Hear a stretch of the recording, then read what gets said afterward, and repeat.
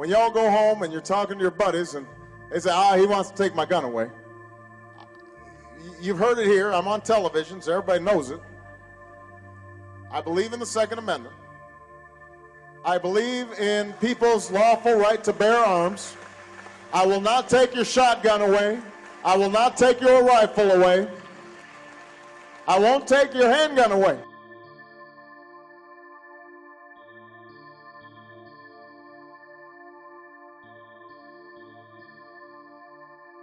Why do you want to deport me? Well, we did it as a way to bring attention to the fact that we have all of these foreigners and the Russian government, the official Chinese government.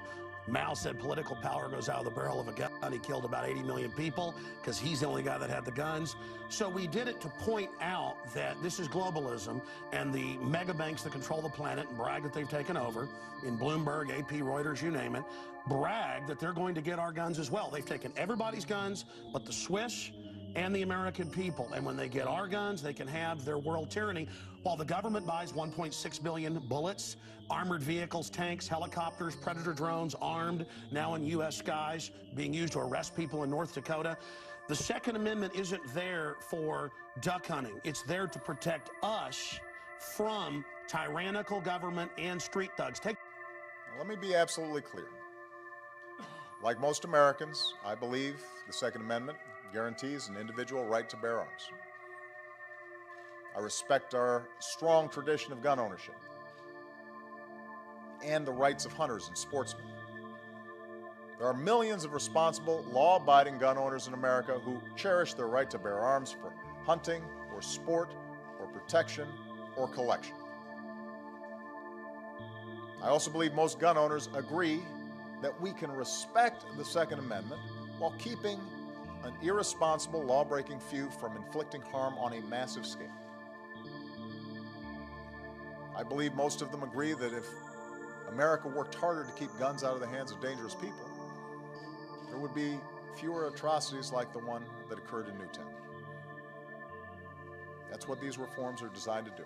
They're common sense measures. They have the support of the majority of the American people. And yet, that doesn't mean any of this is going to be easy to enact or implement. If it were, we'd already have universal background checks. The ban on assault weapons and high-capacity magazines never would have been allowed to expire. More of our fellow Americans might still be alive, celebrating birthdays and anniversaries and graduations. This will be difficult. A 15-year-old at home with his 12-year-old sister when burglars try to break in. That's when investigators say the boy grabbed his dad's assault rifle and started shooting, and he hit one of the men repeatedly. This all unfolded this afternoon in the 2600 block of Royal Place Court. 11 News reporter Sharon Min Chow talked with neighbors and investigators. Anxious family and friends crossed the yellow tape into a surreal crime scene. A 15-year-old boy and his 12-year-old sister had been home alone in the Mount Royal Village subdivision. And at about 2:30, a pair of home invaders tried the front and back doors, then broke a back window. A young boy was protecting his sister. You know, he was in fear for his life and for his sister's life. The brother grabbed his father's assault rifle and knew what to do with it. His dad is a Precinct 1 deputy constable. We don't try to hide things from our children in law enforcement. Think the women in India. Your piece earlier on CNN I was watching during Anderson Cooper's show didn't tell you that the women of India have signed giant petitions to get firearms because the police can't and won't protect them. The answer is, hey, wait a minute, I have FBI crime statistics that come out a year late, 2011. 20+% crime drop in the last 9 years. Real violent crime, because more guns means less crime. Britain took the guns 15, 16 years ago, tripling of your overall violent crime. True, we have a higher gun violence level, but overall muggings, stabbings, deaths, those men raped that woman in India to death with an iron rod 4 feet long. You can't ban the iron rods. The guns, the iron rods, Pierce, didn't do it. She's asking if a ban goes into effect on certain kinds of weapons and high-capacity magazines. And what's her name? Kate. Kate, if you want to protect yourself, get a double-barrel shotgun, have the shells, a 12-gauge shotgun, and I promise you, as I told my wife, We live in an area that's wooded and somewhat secluded. I said, Jill, if there's ever a problem, just walk out on the balcony here or walk out, put that double-barrel shotgun and fire 2 blasts.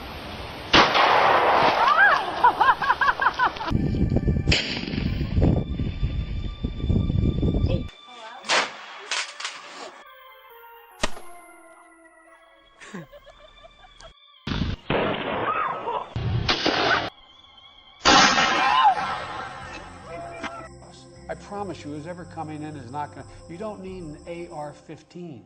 It's harder to aim, it's harder to use.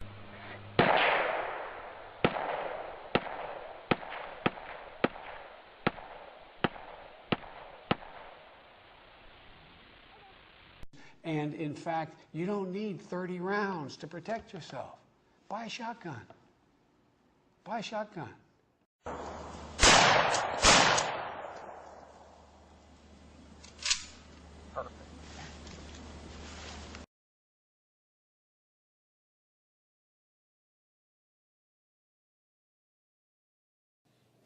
There will be pundits and politicians and special interest lobbyists publicly warning of a tyrannical, all-out assault on liberty.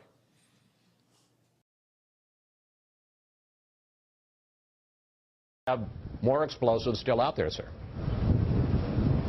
We cannot be positive, but we're confident that these were the 2 actors, these were the 2 individuals that were carrying out this mission, and they are either dead or arrested.